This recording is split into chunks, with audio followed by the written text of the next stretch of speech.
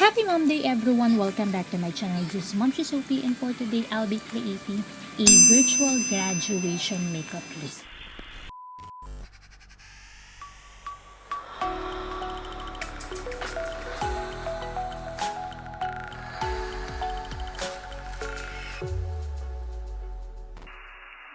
But before anything else, please don't forget to subscribe to my channel by clicking the subscribe button and the notification bell next to it in order for you to be updated with my next videos.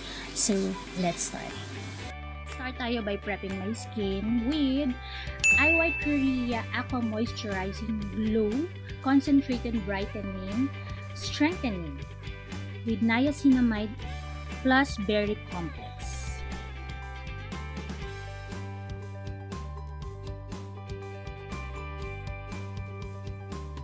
For my eye area, maglalagay ako ng Innisfree Wrinkle Signs Spot Treatment Marine Double Defense Anti-Aging Firming Lip.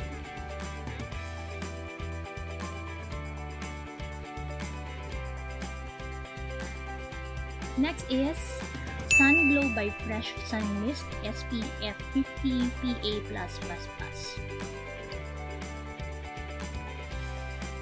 For my lips, Maybelline New York Baby Lips Color.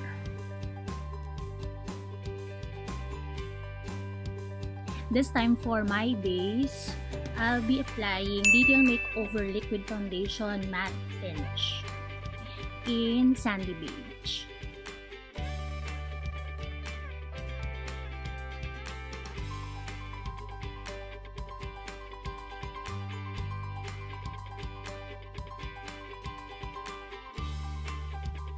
Next, para ma-lighten yung eye area ko, I'll be applying Innisfree My Concealer in N23.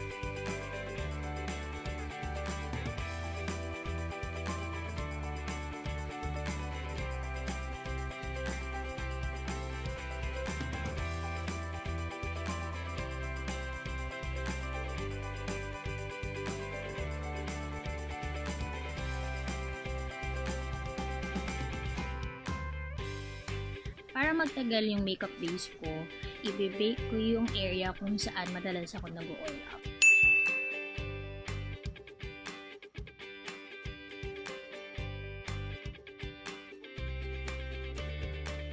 Habang binibake ko tong makeup base ko, lilinisan ko muna yung eyebrows ko and I'll be back. So yan, nalinis ko na yung aking eyebrows. Yan. So ngayon, eye primer tayo. Sila na tayo ng BYS Eyeshadow Primer.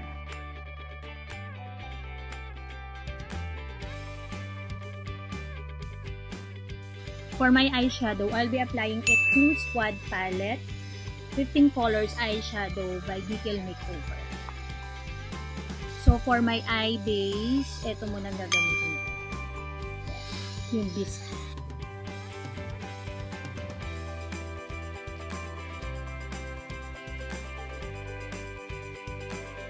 Next naman, for my crease, itong Thatch Brown.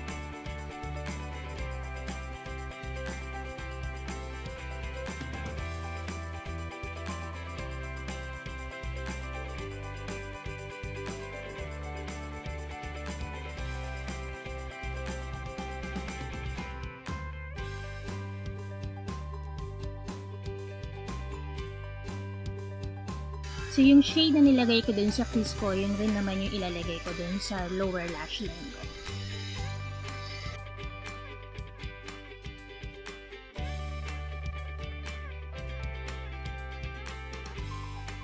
So, para dun sa outer V ng eyes ko, I'll apply Pecan.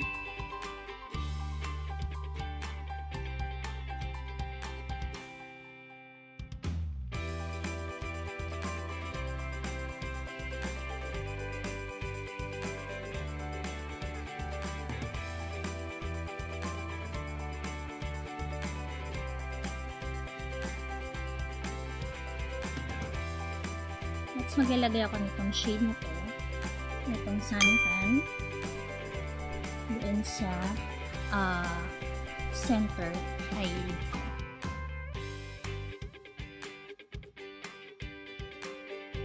lalagyan ko na rin yun dito para buo na siya.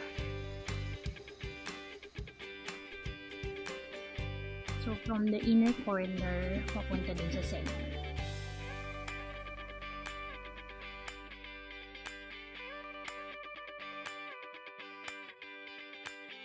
Blend out lang natin para wala yung mga harsh line.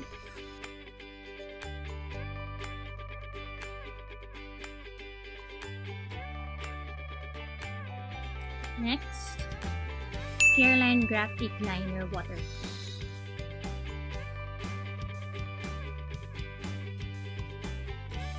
So, yung pag-eyeliner ay medyo challenging because it needs full concentration.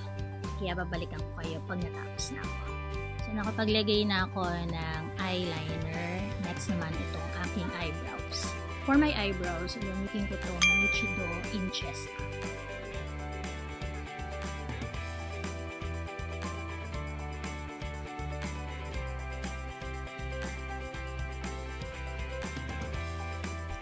Next, BYS Cosmetic Gandoll Volumizing Brow Gel.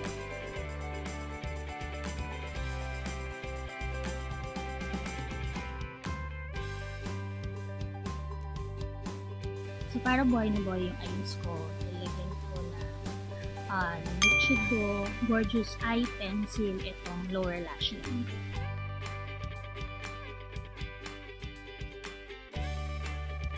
Next, curl ko na itong eyelashes ko.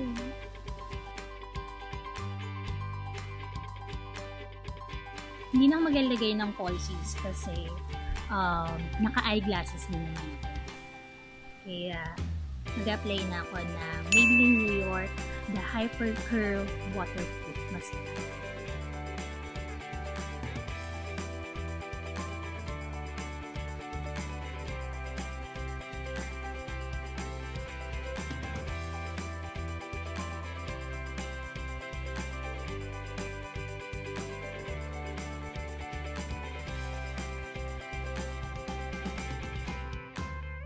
Next, BYS Cosmetic Aura Contour in the shade Porshur.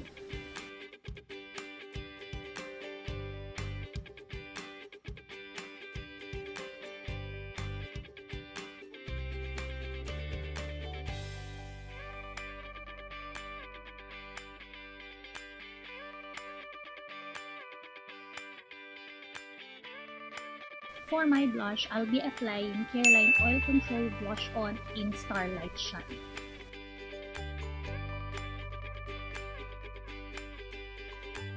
And to highlight some areas of my face, I'll be applying BYS Cosmetic Aura Glow in Shining.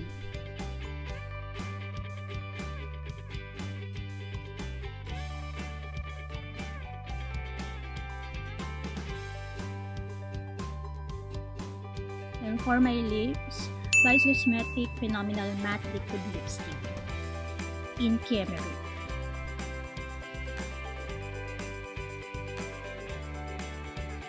So, medyo dry ito sa lips ko, kaya mag-a-apply ako ng Revlon Ultra HD Matte Lipcolor in the shade Forever Eternite. And finally, to set everything, Sunglow by Fresh Sun Mist. Actually, hindi naman talaga meant as a setting spray itong Sunglow Sun Mist. Pero, sinet ko yung makeup ko to add some glow to my face. This is the final virtual graduation look that I've created for today. I hope that you like this video as much as I did, and if you do, please don't forget to like, share, comment down below your feedback, and subscribe to my channel by clicking the subscribe button and the notification bell next to it in order for you to be updated with my next videos. So, this is Momshie Sophie, rocking it so low. I see you in my next video. Goodbye!